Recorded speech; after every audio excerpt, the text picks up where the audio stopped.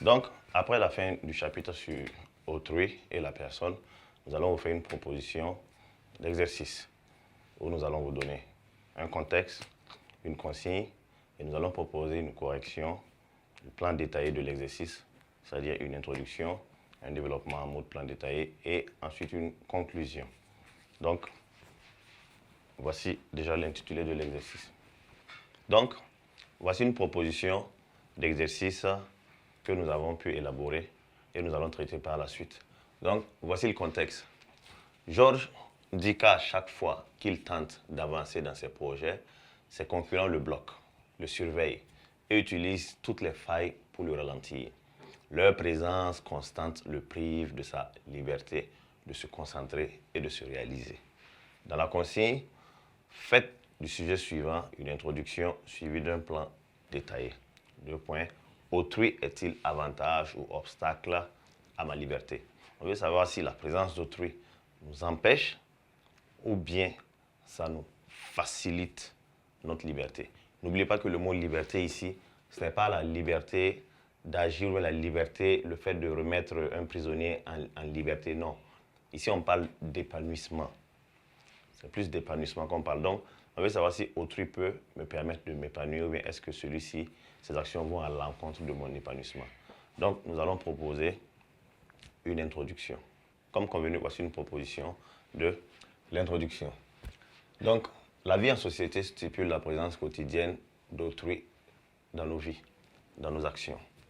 Rappelons que celui-ci est toute personne différente de moi, capable de penser par lui-même.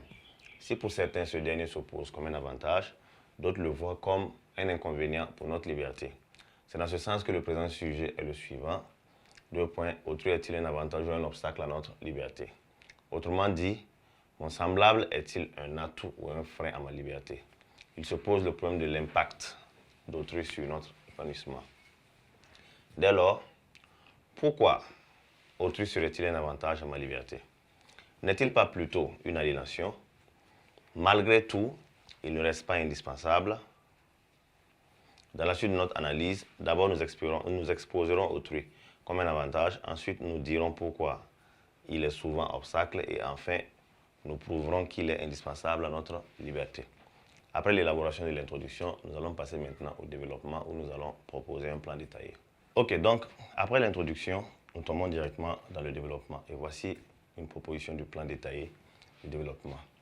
IPP 1, nous allons commencer à défendre la thèse où nous allons montrer autrui comme un avantage à notre épanouissement ou à notre liberté, si vous voulez. Argument 1, grâce à autrui, j'ai une éducation. Pour dire que autrui est un avantage parce qu'il nous confère une éducation.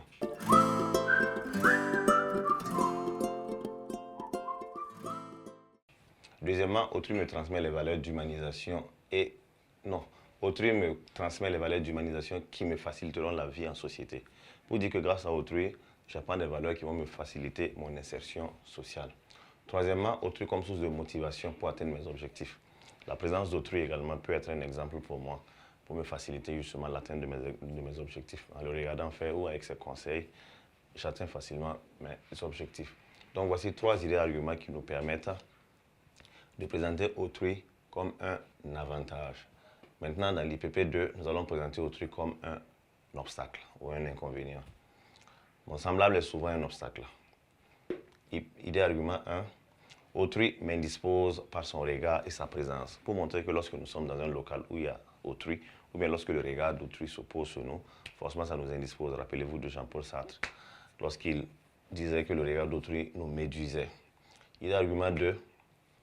Autrui peut être très nuisible lorsque nous convoitons les mêmes choses.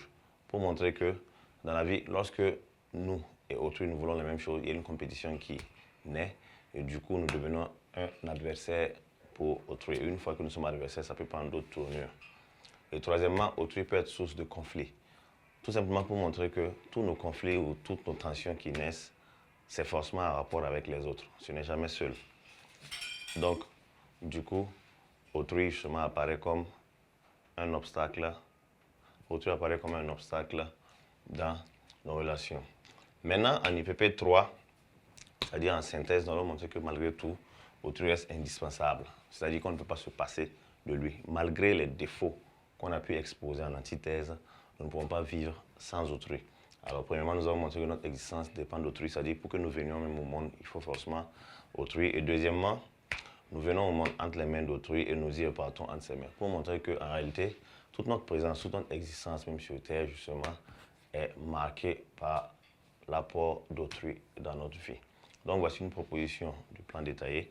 Nous allons maintenant passer à la conclusion. Donc, après le développement, voici une proposition de conclusion. Au terme de notre étude, nous avons appris que autrui, quelque part, se montre comme un avantage dans la mesure où il nous humanise, il nous motive. Ici, on a rappelé la thèse.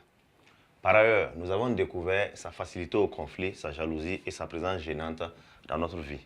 Donc, logiquement, ici, nous avons rappelé l'antithèse. Mais après une analyse approfondie, c'est la synthèse que nous apprêtons à rappeler, après une analyse approfondie, nous réalisons qu'il reste indispensable car toute notre vie tourne autour d'autrui. De ce fait, pouvons-nous découvrir ce que cachent les pensées de ce dernier? Ça, c'est la question d'ouverture. Donc, rappelons que la conclusion prend en compte le bilan du débat, c'est-à-dire le rappel des différentes parties étudiées, la thèse, l'antithèse et la synthèse. Et ensuite, maintenant, suivra peut-être la leçon de morale et la question d'ouverture. Donc, c'est ce que nous avons essayé d'élaborer ici. Alors, nous sommes au terme de notre session d'exercice. Merci de nous avoir suivis avec beaucoup d'attention.